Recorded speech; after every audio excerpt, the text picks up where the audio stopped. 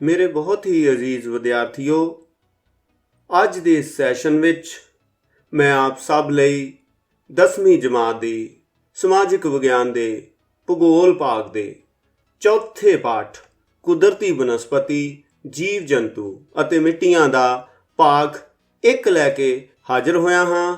ਮੈਂ ਹਾਂ ਆਪ ਸਭ ਦਾ ਦਵਿੰਦਰ ਸ਼ਰਮਾ, ਸਮਾਜਿਕ ਵਿਗਿਆਨ ਅਧਿਆਪਕ, ਜ਼ਿਲ੍ਹਾ ਕਪੂਰਥਲਾ ਤੋਂ। ਤਾਂ ਚਲੋ ਬੱਚਿਓ, ਸ਼ੁਰੂ ਕਰਦੇ ਹਾਂ ਅੱਜ ਦਾ ਇਹ ਭਾਗ, ਜਿਸ ਵਿੱਚ ਅਸੀਂ ਕੁਦਰਤੀ ਬਨਸਪਤੀ ਸੰਬੰਧੀ ਕੁਝ ਗੱਲਾਂ ਕਰਾਂਗੇ। ਬੱਚਿਓ, ਅਸੀਂ ਦੇਸ਼ ਅੰਦਰ ਮਿਲਣ ਵਾਲੀਆਂ ਧਰਾਤਲੀ ਭਿੰਨਤਾਵਾਂ ਅਤੇ ਜਲਵਾਯੂ ਦੇ ਵਖਰੇਵਿਆਂ ਬਾਰੇ ਵਿਸਥਾਰ ਨਾਲ ਹੁਣ ਤੱਕ ਪੜ੍ਹ ਚੁੱਕੇ ਹਾਂ। ਇਹ ਦੋਵੇਂ ਤੱਤ ਦੇਸ਼ ਅੰਦਰ ਪੈਦਾ ਹੋਣ ਵਾਲੀ ਕੁਦਰਤੀ ਬਨਸਪਤੀ ਉੱਤੇ ਵੀ ਸਿੱਧਾ ਅਸਰ ਪਾਉਂਦੇ ਹਨ। ਇਨ੍ਹਾਂ ਤੱਤਾਂ ਤੋਂ ਇਲਾਵਾ ਕੁਦਰਤੀ ਬਨਸਪਤੀ ਵੱਖੋ ਵੱਖਰੇ ਖੇਤਰਾਂ ਦੀ ਮਿੱਟੀ ਦੀ ਕਿਸਮ ਅਤੇ ਪਾਣੀ ਦੀ ਡੂੰਘਾਈ ਉੱਤੇ ਵੀ ਨਿਰਭਰ ਕਰਦੀ ਹੈ। ਇਨ੍ਹਾਂ ਸਾਰੇ ਤੱਤਾਂ ਵਿੱਚੋਂ ਜਲਵਾਯੂ ਸਭ ਤੋਂ ਜ਼ਿਆਦਾ ਪ੍ਰਭਾਵਸ਼ਾਲੀ ਤੱਤ ਹੈ, ਜਿਸ ਵਿੱਚ ਤਾਪਮਾਨ, ਨਮੀ ਦੀ ਮਾਤਰਾ, ਵਰਖਾ ਅਤੇ ਬਰਫ਼ ਆਦਿ ਦੀਆਂ ਹਾਲਤਾਂ ਵਿੱਚ ਮਿਲਣ ਵਾਲੇ ਅੰਤਰ ਦੇ ਕਾਰਨ ਕੁਦਰਤੀ ਬਨਸਪਤੀ ਦੀਆਂ ਕਿਸਮਾਂ, ਇਹਨਾਂ ਦਾ ਵਿਕਾਸ, ਇਸ ਦੀ ਭੂਗੋਲਿਕ ਵੰਡ ਤੇ ਸਪਸ਼ਟ ਪ੍ਰਭਾਵ ਦਿਖਾਈ ਦਿੰਦਾ ਹੈ। ਇਸ ਕਰਕੇ ਕਿਸੇ ਵੀ ਖੇਤਰ ਦੀ ਕੁਦਰਤੀ ਬਨਸਪਤੀ ਨੂੰ ਉਸ ਖੇਤਰ ਦੇ ਜਲਵਾਯੂ ਦਾ ਪ੍ਰਤੀਬਿੰਬ ਮੰਨਿਆ ਜਾਂਦਾ ਹੈ। ਕੁਦਰਤੀ ਬਨਸਪਤੀ ਦਾ ਜੰਗਲੀ ਜੀਵ ਜੰਤੂ ਅਤੇ ਮਿੱਟੀਆਂ ਉੱਪਰ ਵੀ ਸਿੱਧਾ ਅਸਰ ਪੈਂਦਾ ਹੈ। ਪਰ ਬੱਚਿਓ, ਅੱਜ ਦੇ ਇਸ ਸੈਸ਼ਨ ਵਿੱਚ ਅਸੀਂ ਕੁਦਰਤੀ ਬਨਸਪਤੀ ਬਾਰੇ ਵਿਸਥਾਰ ਵਿੱਚ ਕੁਝ ਗੱਲਾਂ ਬਾਤਾਂ ਕਰਾਂਗੇ। ਸਭ ਤੋਂ ਪਹਿਲਾਂ ਵਿਦਿਆਰਥੀਓ, ਅਸੀਂ ਕੁਦਰਤੀ ਬਨਸਪਤੀ ਦੀ ਗੱਲ ਕਰਦੇ ਹਾਂ। ਕੁਦਰਤੀ ਬਨਸਪਤੀ ਬੱਚਿਓ ਉਹ ਹੁੰਦੀ ਹੈ ਜਿਸ ਵਿੱਚ ਸਾਰੇ ਦਰਖਤ, ਕੰਡੇਦਾਰ ਝਾੜੀਆਂ ਅਤੇ ਪੌਦੇ ਤੇ ਘਾਹ, ਜੋ ਸਾਡੇ ਦਖਲ ਤੋਂ ਬਿਨਾਂ, ਮਨੁੱਖ ਦੇ ਦਖਲ ਤੋਂ ਬਿਨਾਂ ਉੱਗਦੇ ਹਨ।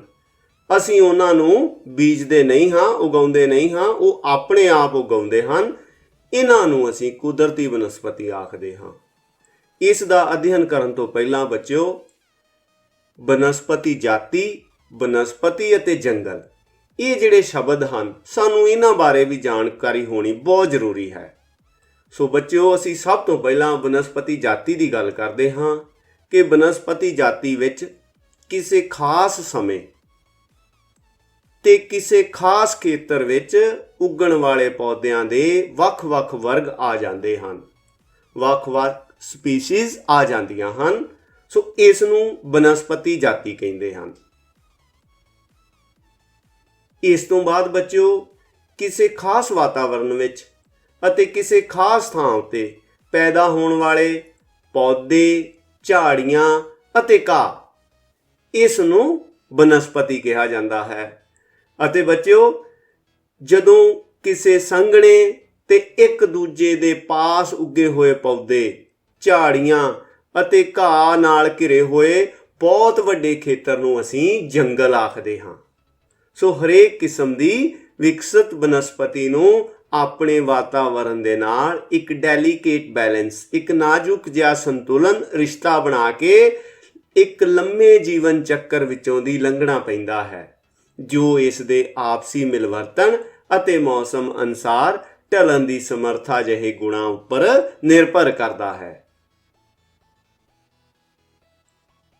ਬੱਚਿਓ, ਸਾਡੇ ਦੇਸ਼ ਵਿੱਚ ਮਿਲਣ ਵਾਲੀ ਸਾਰੀ ਬਨਸਪਤੀ ਜਾਤੀ ਸਥਾਨਕ ਨਹੀਂ ਹੈ, ਭਾਵ ਇੱਥੋਂ ਦੀ ਨਹੀਂ ਹੈ, ਭਾਰਤੀ ਨਹੀਂ ਹੈ।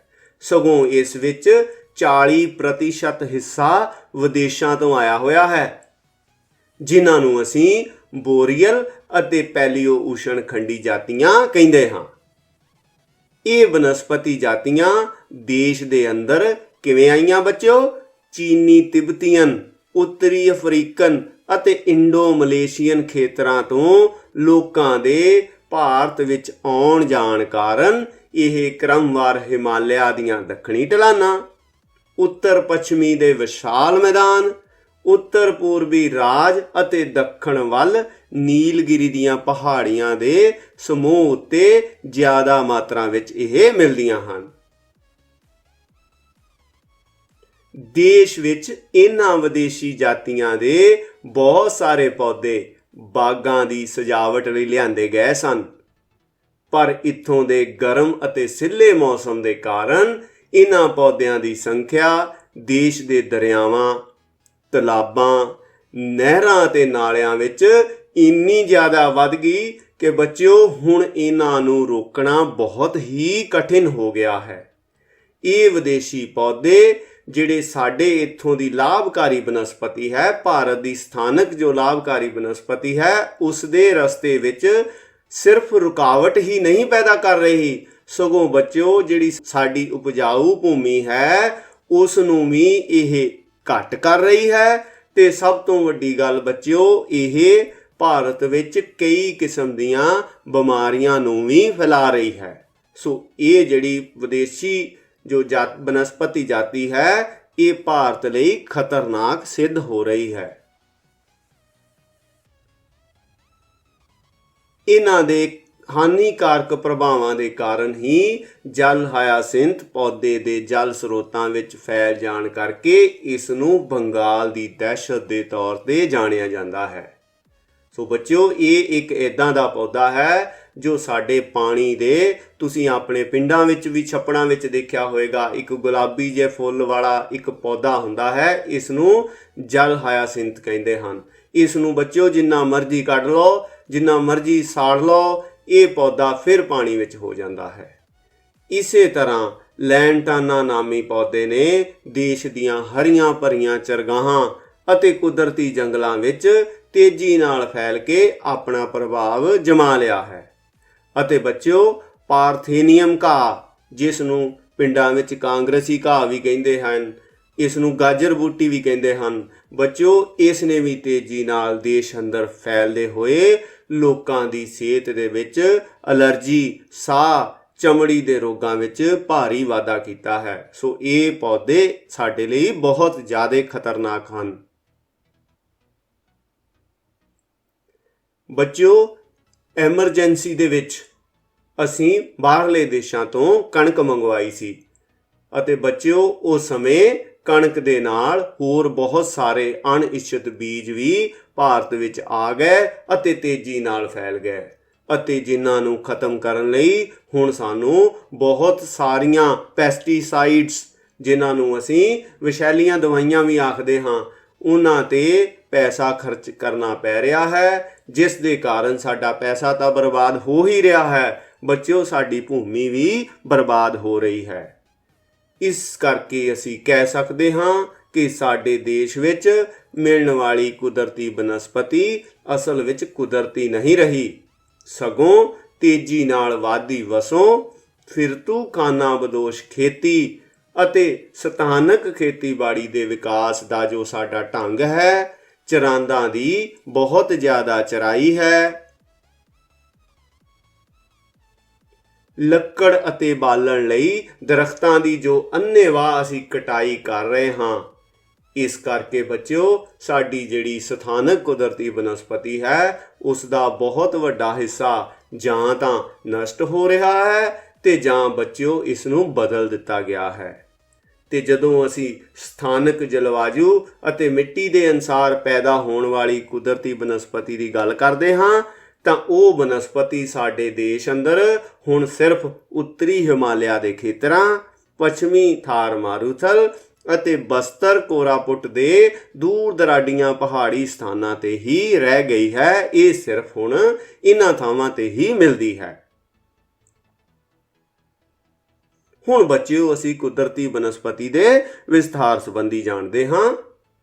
ਲਓ ਬੱਚਿਓ, ਹਰੇਕ ਦੇਸ਼ ਦੇ ਵਿਕਾਸ ਅਤੇ ਵਾਤਾਵਰਣ ਦੇ ਵਿੱਚ ਸੰਤੁਲਨ ਬਣਾਏ ਰੱਖੇ ਜਾਣ ਲਈ ਇਹ ਬਹੁਤ ਹੀ ਜ਼ਰੂਰੀ ਹੋ ਜਾਂਦਾ ਹੈ ਕਿ ਉੱਥੋਂ ਦੀ ਘੱਟੋ ਘੱਟ 33% ਭੂਮੀ ਜੰਗਲਾਂ ਨਾਲ ਢਕੀ ਹੋਵੇ।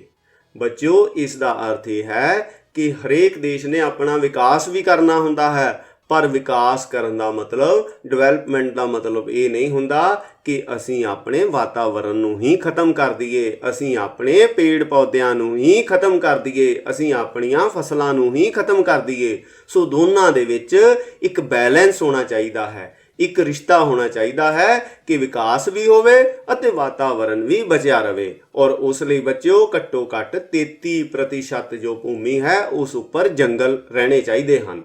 ਸੋ ਜਦੋਂ ਬੱਚਿਓ ਅਸੀਂ ਸੰਸਾਰ ਦੀ ਗੱਲ ਕਰਦੇ ਹਾਂ ਤਾਂ ਸੰਸਾਰ ਵਿੱਚ 29.5 ਭੂਮੀ ਵਣਾਂ ਨਾਲ ਢਕੀ ਹੋਈ ਹੈ। ਪਰ ਬੱਚਿਓ ਜਦੋਂ ਅਸੀਂ ਭਾਰਤ ਦੀ ਗੱਲ ਕਰਦੇ ਹਾਂ ਤਾਂ ਇੱਥੇ ਕੇਵਲ 22.5% ਹਿੱਸਾ ਜੰਗਲਾਂ ਹੇਠ ਹੈ। ਕਹਿਣ ਦਾ ਭਾਵ ਕੋਈ 11% ਜੋ ਭੂਮੀ ਚਾਹੀਦੀ ਹੈ ਉਸ ਤੋਂ ਘੱਟ ਹੈ। ਬੱਚਿਓ 1951 ਦੀ ਰਾਸ਼ਟਰੀ ਵਣ ਨੀਤੀ ਦੇ ਪ੍ਰਸਤਾਵ ਅਨੁਸਾਰ ਨਿਸ਼ਚਿਤ ਕੀਤਾ ਗਿਆ ਸੀ ਕਿ ਭਾਰਤ ਵਿੱਚ 33.3% ਜੋ ਭੂਮੀ ਹੈ ਉਹ ਵਣਾਂ ਹੇਠ ਜੰਗਲਾਂ ਹੇਠ ਹੋਣੀ ਚਾਹੀਦੀ ਹੈ, ਜਿਸ ਤੋਂ 22.7% ਕਾਫੀ ਘੱਟ ਹੈ।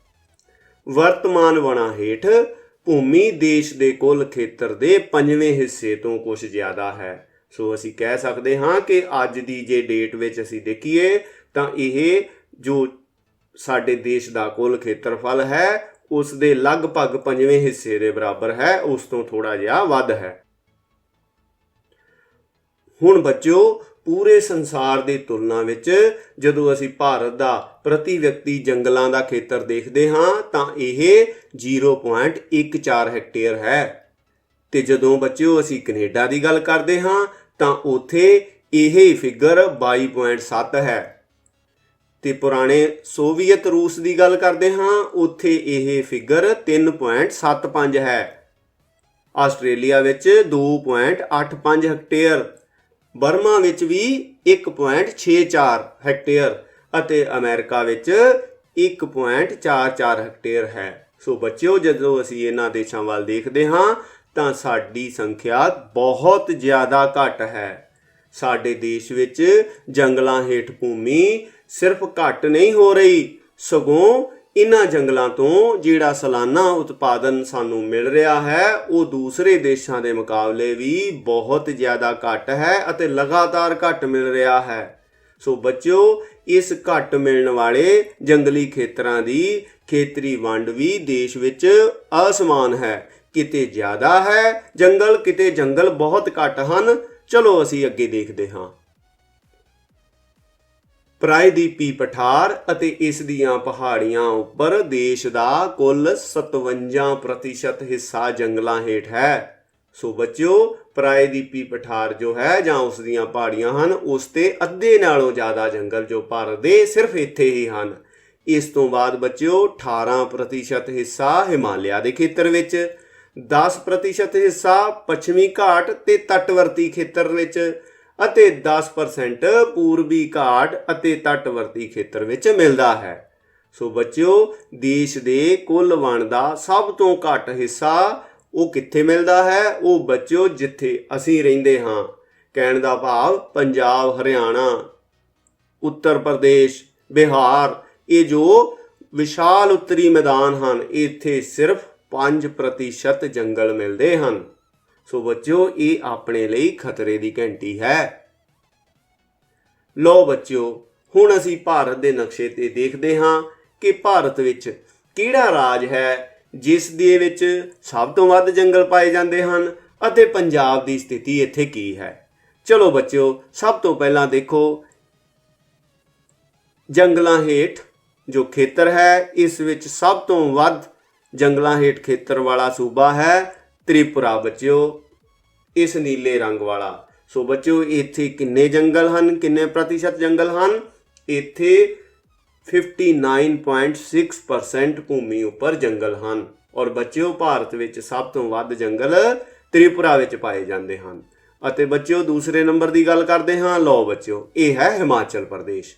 ਸੋ ਬੱਚਿਓ ਇੱਥੇ ਕਿੰਨੇ ਹਨ? ਇੱਥੇ 48.1% ਭੂਮੀ ਤੇ ਜੰਗਲ ਹਨ। ਇਸ ਤੋਂ ਬਾਅਦ ਇਹ ਹੈ ਅਰੁਣਾਚਲ ਪ੍ਰਦੇਸ਼। ਸੋ ਅਰੁਣਾਚਲ ਪ੍ਰਦੇਸ਼ ਵਿੱਚ 45.8% ਭੂਮੀ ਦਾ ਹਿੱਸਾ ਜੰਗਲਾਂ ਹੇਠ ਹੈ। ਚੌਥੇ ਨੰਬਰ ਤੇ ਹੈ ਬੱਚਿਓ ਮੱਧ ਪ੍ਰਦੇਸ਼ ਅਤੇ ਛੱਤੀਸਗੜ੍ਹ। ਸੋ ਇੱਥੇ ਇੱਥੇ ਬੱਚਿਓ ਲਗਭਗ 33% ਹਿੱਸਾ ਜੰਗਲਾਂ ਦੇ ਹੇਠ ਹੈ। ਤੇ ਬੱਚਿਓ ਹੁਣ ਅਸੀਂ ਅਸਾਮ ਦੀ ਗੱਲ ਕਰਦੇ ਹਾਂ ਤਾਂ ਅਸਾਮ ਦੇ ਵਿੱਚ ਇਹ ਹੈ 29.3% ਹਿੱਸਾ। ਸੋ ਇਹ 5 ਰਾਜ ਭਾਰਤ ਦੇ ਹਨ ਜਿੱਥੇ ਸਭ ਤੋਂ ਵੱਧ ਜੰਗਲ ਹੇਠ ਭੂਮੀ ਪਾਈ ਜਾਂਦੀ ਹੈ। ਇਸ ਤੋਂ ਬਾਅਦ ਬੱਚਿਓ 6ਵੇਂ ਨੰਬਰ ਤੇ ਲਓ ਸਾਡਾ ਪੰਜਾਬ ਆ ਗਿਆ ਹੈ ਅਤੇ ਪੰਜਾਬ ਦੀ ਫਿਗਰ ਦੇਖ ਕੇ ਤੁਸੀਂ ਵੀ ਕੁਝ ਮਹਿਸੂਸ ਕਰੋ। ਲਓ ਬੱਚਿਓ 2.3%। ਹੁਣ ਤੁਸੀਂ ਦੇਖ ਲਓ ਕਿੱਥੇ 60% ਅਤੇ ਕਿੱਥੇ ਸਿਰਫ 2.2%। ਸੋ ਬੱਚਿਓ ਇਹ ਆਪਣੇ ਸਾਰਿਆਂ ਦੇ ਲਈ ਇੱਕ ਖਤਰੇ ਦੀ ਘੰਟੀ ਹੈ ਕਿ ਪੰਜਾਬ ਵਿੱਚ ਬਹੁਤ ਘੱਟ ਜੰਗਲਾਂ ਹੇਠ ਭੂਮੀ ਹੈ। ਲਓ ਬੱਚਿਓ ਹੁਣ ਅਸੀਂ ਆਪਣੇ ਗਵਾਂਢੀ ਹਰਿਆਣੇ ਦੀ ਵੀ ਗੱਲ ਕਰ ਲੈਂਦੇ ਹਾਂ। ਲਓ ਜੀ ਹਰੇ ਰੰਗ ਵਾਲਾ ਹਰਿਆਣਾ। ਬੱਚਿਓ ਆਪਣੇ ਨਾਲੋਂ ਹਰਿਆਣਾ 6 ਗੁਣਾ ਵੱਧ ਜੰਗਲਾਂ ਹੇਠ ਭੂਮੀ ਲੈ ਕੇ ਬੈਠਾ ਹੈ, 2% ਅਤੇ 12%। ਇਸ ਤੋਂ ਬਾਅਦ ਰਾਜਸਥਾਨ ਦੀ ਵੀ ਗੱਲ ਕਰ ਲਈਏ। ਲਓ ਬੱਚਿਓ ਰਾਜਸਥਾਨ ਵਿੱਚ 3.6% ਭੂਮੀ ਜੰਗਲਾਂ ਹੇਠ ਹੈ। ਤੇ ਜਦੋਂ ਅਸੀਂ ਰਾਜਸਥਾਨ ਦੀ ਗੱਲ ਕਰਦੇ ਹਾਂ ਤਾਂ ਸਾਨੂੰ ਪਤਾ ਹੈ ਕਿ ਇੱਥੇ ਮਾਰੂਥਲੀ ਬਨਸਪਤੀ ਹੈ, ਇੱਥੇ ਫਸਲਾਂ ਨਹੀਂ ਉੱਗਦੀਆਂ। ਪਰ ਬੱਚਿਓ ਇਸ ਦੇ ਬਾਵਜੂਦ ਵੀ ਪੰਜਾਬ ਨਾਲੋਂ ਵੱਧ ਹਰਿਆਲੀ, ਪੰਜਾਬ ਨਾਲੋਂ ਵੱਧ ਜੰਗਲ ਰਾਜਸਥਾਨ ਵਿੱਚ ਹਨ। ਸੋ ਚਲੋ ਬੱਚਿਓ ਹੁਣ ਅੱਗੇ ਚੱਲਦੇ ਹਾਂ। ਬੱਚਿਓ ਇਹ ਜਿਹੜੇ ਆਪਾਂ ਰਾਜ ਦੇਖੇ ਹਨ ਪੰਜਾਬ, ਹਰਿਆਣਾ ਜਾਂ ਰਾਜਸਥਾਨ, ਇੱਥੇ 15% ਤੋਂ ਵੀ ਘੱਟ ਭੂਮੀ ਜੰਗਲਾਂ ਹੇਠ ਆਉਂਦੀ ਹੈ। ਸੋ ਬੱਚਿਓ ਇਹ ਤੱਥ ਪੂਰੀ ਤਰ੍ਹਾਂ ਸਪਸ਼ਟ ਕਰਦੇ ਹਨ ਕਿ ਪਹਾੜੀ ਰਾਜਾਂ ਵਿੱਚ ਵਣ ਜ਼ਿਆਦਾ ਹਨ ਅਤੇ ਮੈਦਾਨੀ ਰਾਜਾਂ ਵਿੱਚ ਇਹਨਾਂ ਦੀ ਸਖਤ ਘਾਟ ਹੈ। ਔਰ ਬੱਚਿਓ ਇਹਦਾ ਰਿਜ਼ਲਟ ਕੀ ਹੈ? ਇਹਦਾ ਰਿਜ਼ਲਟ ਇਹ ਹੈ ਕਿ ਜੰਗਲਾਂ ਦੀ ਘਾਟ ਕਾਰਨ ਸਾਡੀ ਭੂਮੀ ਦਾ ਘਟਾਅ ਹੋ ਰਿਹਾ ਹੈ ਅਤੇ ਸਾਡੀ ਭੂਮੀ ਦੇ ਥੱਲੇ ਵਾਲਾ ਜਿਹੜਾ ਪਾਣੀ ਹੈ ਉਹ ਵੀ ਘਟ ਰਿਹਾ ਹੈ। ਔਰ ਇਹ ਸਮੱਸਿਆ ਬਹੁਤ ਗੰਭੀਰ ਹੈ ਸਾਡੇ ਲਈ। ਇਸ ਲਈ ਉੱਤਰੀ ਮੈਦਾਨੀ ਰਾਜਾਂ ਵਿੱਚ ਵਣਾਂ ਦੇ ਲਗਾਤਾਰ ਵਾਧੇ ਲਈ ਬਹੁਤ ਤੇਜ਼ ਮੁਹਿੰਮ ਦੀ ਸਖਤ ਜ਼ਰੂਰਤ ਹੈ।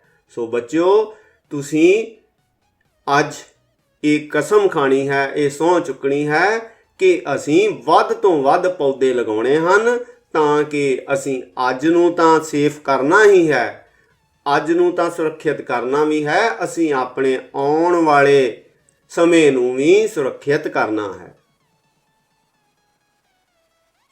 ਹੁਣ ਬੱਚਿਓ ਅਸੀਂ ਕੁਦਰਤੀ ਬਨਸਪਤੀ ਦੀਆਂ ਕਿਸਮਾਂ ਬਾਰੇ ਜਾਣਦੇ ਹਾਂ। ਸੋ ਭਾਰਤ ਵਿੱਚ ਮਿਲਣ ਵਾਲੀ ਕੁਦਰਤੀ ਬਨਸਪਤੀ ਨੂੰ ਹੇਠ ਲਿਖੇ ਵੱਖ-ਵੱਖ ਦ੍ਰਿਸ਼ਟੀਕੋਣਾਂ ਦੇ ਆਧਾਰ ਤੇ ਕਈ ਭਾਗਾਂ ਵਿੱਚ ਵੰਡਿਆ ਜਾ ਸਕਦਾ ਹੈ। ਕਿਹੜੇ-ਕਿਹੜੇ ਦ੍ਰਿਸ਼ਟੀਕੋਣ ਹਨ ਬੱਚਿਓ? ਲਓ ਜੀ ਸਭ ਤੋਂ ਪਹਿਲਾਂ ਹੈ ਪਹੁੰਚ ਦੇ ਆਧਾਰ ਤੇ। ਉਸ ਤੋਂ ਬਾਅਦ ਬੱਚਿਓ ਪੱਤਿਆਂ ਦੇ ਆਕਾਰ ਦੇ ਆਧਾਰ ਤੇ ਤੀਸਰੇ ਨੰਬਰ ਤੇ ਬੱਚਿਓ ਪ੍ਰਸ਼ਾਸਕੀ ਆਧਾਰ ਤੇ ਚੌਥੇ ਨੰਬਰ ਤੇ ਕਾਨੂੰਨੀ ਪੱਧਰ ਤੇ ਅਤੇ ਪੰਜਵੇਂ ਨੰਬਰ ਤੇ ਭੂਗੋਲਿਕ ਤੱਤਾਂ ਦੇ ਆਧਾਰ ਤੇ। ਸੋ ਬੱਚਿਓ ਅਸੀਂ ਇਹਨਾਂ 5 ਪੁਆਇੰਟਸ ਨੂੰ ਇੱਕ ਇੱਕ ਕਰਕੇ ਪੜ੍ਹਦੇ ਹਾਂ। ਸਭ ਤੋਂ ਪਹਿਲਾਂ ਬੱਚਿਓ ਅਸੀਂ ਪਹੁੰਚ ਦੇ ਆਧਾਰ ਤੇ ਕੀ ਦੇਖਦੇ ਹਾਂ ਕਿ ਸਾਡੇ ਦੇਸ਼ ਵਿੱਚ 18% ਜੰਗਲ ਜਾਂ ਵਣ ਇੱਦਾਂ ਦੇ ਖੇਤਰ ਵਿੱਚ ਹਨ ਜਿਹੜੇ ਹਿਮਾਲਿਆ ਦੀਆਂ ਉੱਚੀਆਂ ਢਲਾਨਾਂ ਤੇ ਸਥਿਤ ਹੋਣ ਕਰਕੇ ਸਾਡੀ ਪਹੁੰਚ ਤੋਂ ਦੂਰ ਹਨ। ਸੋ ਅਸੀਂ ਸਿਰਫ 82% ਵਣ ਖੇਤਰ ਦਾ ਹੀ ਪ੍ਰਯੋਗ ਕਰ ਰਹੇ ਹਾਂ। 18% ਵਣ ਸਾਡੀ ਪਹੁੰਚ ਤੋਂ ਬਾਹਰ ਹਨ। ਉਸ ਤੋਂ ਬਾਅਦ ਬੱਚਿਓ ਅਸੀਂ ਪੱਤਿਆਂ ਦੀ ਗੱਲ ਕੀਤੀ ਸੀ। 5% ਖੇਤਰ ਵਿੱਚ ਫੈਲੇ ਹੋਏ ਨੁਕੀਲੇ ਪੱਤਿਆਂ ਵਾਲੇ ਕੀਮਤੀ ਸ਼ੰਕੂਧਾਰੀ ਵਣ ਹਿਮਾਲਿਆ ਦੀਆਂ ਉਬੜ ਖਾਬੜ ਢਲਾਨਾਂ ਤੇ ਸਥਿਤ ਹੋਣ ਕਰਕੇ ਉੱਥੇ ਸਾਡਾ ਜਾਣਾ ਅਸੰਭਵ ਹੈ, ਜਿਸ ਦੇ ਕਾਰਨ ਬੱਚਿਓ ਇਹ ਜੋ ਵਣ ਖੇਤਰ ਹੈ ਇਹ ਅਛੂਤਾ ਹੈ, ਇਹ ਵੀ ਸਾਡੀ ਪਹੁੰਚ ਤੋਂ ਬਾਹਰ ਹੈ। ਸੋ ਅਸੀਂ ਚੌੜੇ ਪੱਤਿਆਂ ਵਾਲੇ ਸਾਲ ਅਤੇ ਟੀਕ ਜਿਹੇ 95% ਵਣਾਂ ਦਾ ਹੀ ਪ੍ਰਯੋਗ ਕਰ ਸਕਦੇ ਹਾਂ। ਤੀਸਰੇ ਨੰਬਰ ਤੇ ਬੱਚਿਓ ਜਦੋਂ ਅਸੀਂ ਗੱਲ ਕਰਦੇ ਹਾਂ ਤਾਂ ਵਣਾਂ ਦੀ ਵੰਡ ਨੂੰ ਇਹਨਾਂ ਦੀ ਅੰਨ੍ਹੇਵਾਹ ਕਟਾਈ ਅਤੇ ਸੰਭਾਲ ਨੂੰ ਧਿਆਨ ਵਿੱਚ ਰੱਖਦੇ ਹੋਏ पर शासकी आधार ते भी 3 भागां विच वंडिया गया है। पहला है राजवन स्टेट फॉरेस्ट। इस हेठां बच्चों 95% हिस्सा आउंदा है। इन्हां उपर सरकार दा पूरा कंट्रोल हुंदा है। इन्हां तो इलावा वो वन जो स्थानक नगरपालिका जिला परिषद आदि की देख रेख विच आउंदे हन, ये बच्चों 3% हिस्सा है। सो जो बाकी 2% हिस्सा रह गया, यह बच्चों साडे आम लोकां दे निजी अधिकारां हेठ आ जांदा है। वनां दे सुचੱਜੇ प्रयोग कंट्रोल अते कानूनी सुरक्षा के पक्षों भी वनां नूं 3 भागां विच वंडिया जा सकता है। देश विच भूमि के कटाव, वातावरण की संभाल अते लक्कड़ की निर्विघन पूर्ति के लिए 52% जो वन हैं उन्होंने रिजर्व रखा गया है, सुरक्षित रखा गया है। उत्थे पशु चराने अते लक्कड़ कट्टना बच्चों सख्त मना है। अते इस तो बाद 32% वो राखवा वन खेतर है जिसनों खत्म करन ते सरकारी मनाही लागू है, पर इत्थे पशु चराए जा सकते हैं, लक्कड़ ते घाह कट्टन दीयां सहूलतां भी मिल जांदियां हन। अते बच्चों जिहड़ी तीसरी किस्म है उस विच 16% अजिहा हिस्सा है जिसनों अणवंडिया ही रखा गया है, जिस वाल सरकार दा हजे तक ध्यान नहीं गया जां बहुत घट है। इत्थे लोकां नूं सहूलतां कुछ प्राप्त हैं, वो अपनी मर्जी कर सकते हैं। सो बच्चों उपरोक्त आधार जो असी पढ़े हैं, इन्हां तो इलावा देश अंदर कुदरती बनस्पति की वंड नूं भूगोलिक तत्व भी असर पाउंदे हैं। भावें साडे सारे देश का जलवायु उष्ण मानसूनी है, पर वरखा अते धरातली उचाई के वखरेवें होने के कारण देश विच भूमध रेखी सदाबहार बनस्पति तो लैके बर्फीले खेतरां वाली अल्पाइन तक दी कुदरती बनस्पति मिल जाती है, जिसनों बच्चों वातावरण के तत्तां के आधार पर असी हेठ लिखे 5 भागां विच वंड सकते हाँ। सो किहड़े-किहड़े हन बच्चों हो? लो जी, पहला है उष्ण सदाबहार बनस्पति। इस तो बाद बच्चों पतझड़ी जां मानसूनी बनस्पति। तीसरे नंबर ते है बच्चों खुश्क बनस्पति। चौथे नंबर ते जवारी जां मैंग्रोव बनस्पति। अते बच्चों 5वें नंबर ते है पर्वती बनस्पति। सो ये सी बच्चों अज दा साडा ये सैशन जिस विच असी बनस्पति दियां किस्मां तो पहला जो सार है उसनूं पढ़िया है। सो बच्चों क्योंकि बाकी दे भागां नूं इस सैशन विच नहीं पढ़िया जा सकता, सो बाकी दे जो ये भाग हैं 5 भाग हैं इन्हां नूं असी नैक्सट सैशन विच पढ़ांगे। सो उस तो पहला मैं आप लई एक छोटी जी एक्सरसाइज तैयार की है जिस नाल असी पता करन दी कोशिश करांगे कि हुण तक असी जो पढ़िया है उस विचों असी किन्ना को प्राप्त कीता है। सो चलो बच्चों असी इस एक्सरसाइज वाल चलते हाँ। सो बच्चों ठीक शब्द अगे ठीक अते गलत अगे गलत का निशान लगाना है। सो पहला सेंटेंस है वो सारे दरखत कंडेदार झाड़ियां पौधे अते घाह जो मनुखी दखल तो बिना उगदे हन नूं कुदरती बनस्पति कहा जाता है। सो बच्चों बिल्कुल ठीक आंसर है ये विच मनुख का कोई दखल नहीं हुंदा। सो जिथे मनुख का दखल ना होवे उस बनस्पति नूं कुदरती बनस्पति कहा जाता है। इस तो बाद है बच्चों साडे देश विच मिलने वाली सारी बनस्पति जाति स्थानक नहीं है। सो बच्चों ये भी बिल्कुल ठीक है क्योंकि असी पढ़ चुके हाँ कि 40% के आसपास जो है वो विदेशों विचों आई हुई बनस्पति है। सो चलो बच्चों नैक्सट वाक नूं देखते हाँ की कहंदा है ये सेंटेंस कि पार्थेनियम घाह नूं कांग्रेस घाह भी कहा जाता है। सो बच्चों ये वाक भी बिल्कुल ठीक है। बच्चों पिंडां विच इस नूं गाजर बूटी भी कहा जाता है अते ये बहुत खतरनाक हुंदी है। सो तुसीं इस बूटी तो बचना है क्योंकि इस नाल चमड़ी दा रोग अते एलर्जी भी हो जाती है। ਹਰੇਕ ਦੇਸ਼ ਦਾ ਵਿਕਾਸ ਅਤੇ ਵਾਤਾਵਰਣ ਸੰਤੁਲਨ ਬਣਾਏ ਰੱਖੇ ਜਾਣ ਲਈ ਇਹ ਬਹੁਤ ਹੀ ਜ਼ਰੂਰੀ ਹੋ ਜਾਂਦਾ ਹੈ ਕਿ ਉਸ ਦੀ ਘੱਟੋ ਘੱਟ 33% ਭੂਮੀ ਜੰਗਲਾਂ ਨਾਲ ਢਕੀ ਹੋਵੇ। ਬੱਚਿਓ ਬਿਲਕੁਲ ਠੀਕ ਹੈ, ਇਹ ਆਨਸਰ ਬਿਲਕੁਲ ਠੀਕ ਹੈ। ਪਰ ਬਦਕਿਸਮਤੀ ਕਿ ਭਾਰਤ ਵਿੱਚ ਇਸ ਤਰ੍ਹਾਂ ਨਹੀਂ ਹੋ ਰਿਹਾ।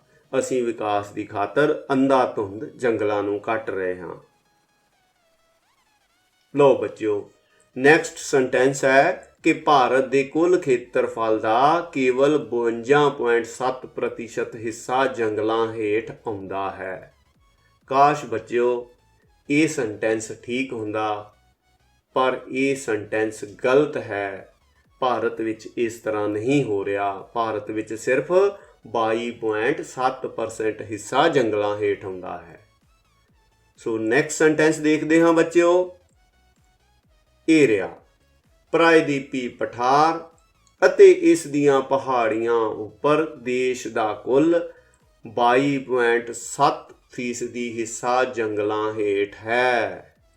ਬੱਚਿਓ ਇਹ ਸੈਂਟੈਂਸ ਵੀ ਗਲਤ ਹੈ, ਕਿਉਂਕਿ ਪ੍ਰਾਇਦੀਪੀ ਪਠਾਰ ਅਤੇ ਇਸ ਦੀਆਂ ਪਹਾੜੀਆਂ ਉੱਪਰ ਹੀ ਦੇਸ਼ ਵਿੱਚ ਸਭ ਤੋਂ ਵੱਧ ਜੰਗਲਾਂ ਦਾ ਹਿੱਸਾ ਹੈ। ਅਤੇ ਬੱਚਿਓ ਅਸੀਂ ਪੜ੍ਹਿਆ ਹੈ ਇਹ 57.0% ਹੈ, ਸਭ ਤੋਂ ਜ਼ਿਆਦਾ। ਸੋ ਚਲੋ ਨੈਕਸਟ ਕੁਐਸਚਨ ਤੇ ਚੱਲਦੇ ਹਾਂ। ਨੈਕਸਟ ਵਾਕ ਹੈ ਕਿ ਦੇਸ਼ ਦੇ ਕੁੱਲ ਵਣ ਖੇਤਰ ਦਾ ਸਭ ਤੋਂ ਘੱਟ ਹਿੱਸਾ ਕੇਵਲ 5% ਉੱਤਰੀ ਵਿਸ਼ਾਲ ਮੈਦਾਨਾਂ ਵਿੱਚ ਮਿਲਦਾ ਹੈ। ਬੱਚਿਓ ਬਿਲਕੁਲ ਸਹੀ ਹੈ, ਔਰ ਇਹ ਏਰੀਆ ਜਾਂ ਇਹ ਖੇਤਰ ਜਿੱਥੇ ਅਸੀਂ ਰਹਿੰਦੇ ਹਾਂ ਇਹ ਬੱਚਿਓ ਉਹ ਖੇਤਰ ਹੈ। ਸੋ ਸਾਡੀ ਜ਼ਿੰਮੇਵਾਰੀ ਵੱਧ ਜਾਂਦੀ ਹੈ ਕਿ ਅਸੀਂ ਵੱਧ ਤੋਂ ਵੱਧ ਰੁੱਖ ਲਗਾਈਏ। ਨੈਕਸਟ ਕੁਐਸਚਨ ਹੈ ਬੱਚਿਓ ਕਿ ਵਾਤਾਵਰਣ ਦੇ ਤੱਤਾਂ ਦੇ ਆਧਾਰ ਤੇ ਕੁਦਰਤੀ ਬਨਸਪਤੀ ਨੂੰ ਕਿੰਨੇ ਭਾਗਾਂ ਵਿੱਚ ਵੰਡਿਆ ਜਾ ਸਕਦਾ ਹੈ। ਬੱਚਿਓ ਅਸੀਂ ਹੁਣੇ ਪੜ੍ਹ ਕੇ ਆਏ ਹਾਂ 5 ਭਾਗਾਂ ਵਿੱਚ ਵੰਡਿਆ ਜਾ ਸਕਦਾ ਹੈ। ਪਹਿਲਾ ਹੈ ਊਸ਼ਣ ਸਦਾਬਹਾਰ ਬਨਸਪਤੀ। ਇਸ ਤੋਂ ਬਾਅਦ ਹੈ ਬੱਚਿਓ ਪਤਝੜੀ ਜਾਂ ਮਾਨਸੂਨੀ ਬਨਸਪਤੀ। ਇਸ ਤੋਂ ਬਾਅਦ ਬੱਚਿਓ ਖੁਸ਼ਕ ਬਨਸਪਤੀ ਅਤੇ ਜਵਾਰੀ ਜਾਂ ਮੈਂਗਰੋਵ ਬਨਸਪਤੀ ਤੇ ਪੰਜਵੀਂ ਹੈ ਪਰਬਤੀ ਬਨਸਪਤੀ। ਇਹਨਾਂ 5 ਤਰ੍ਹਾਂ ਦੀਆਂ ਬਨਸਪਤੀਆਂ ਨੂੰ ਬੱਚਿਓ ਅਸੀਂ ਨੈਕਸਟ ਸੈਸ਼ਨ ਦੇ ਵਿੱਚ ਪੜ੍ਹਾਂਗੇ। ਸੋ ਬੱਚਿਓ ਇਸ ਸੈਸ਼ਨ ਦਾ ਸਮਾਂ ਹੁਣ ਮੈਨੂੰ ਅੱਗੇ ਵਧਣ ਦੀ ਇਜਾਜ਼ਤ ਨਹੀਂ ਦਿੰਦਾ। ਸੋ ਮੈਂ ਆਪਣੀ ਬਾਣੀ ਨੂੰ ਇੱਥੇ ਹੀ ਵਿਰਾਮ ਦਿੰਦਾ ਹੋਇਆ ਆਪ ਸਭ ਦਾ ਧੰਨਵਾਦ ਕਰਦਾ ਹਾਂ। ਥੈਂਕ ਯੂ ਬੱਚਿਓ। ਗੁੱਡ ਬਾਏ ਬੱਚਿਓ। ਗੁੱਡ ਲੱਕ ਬੱਚਿਓ।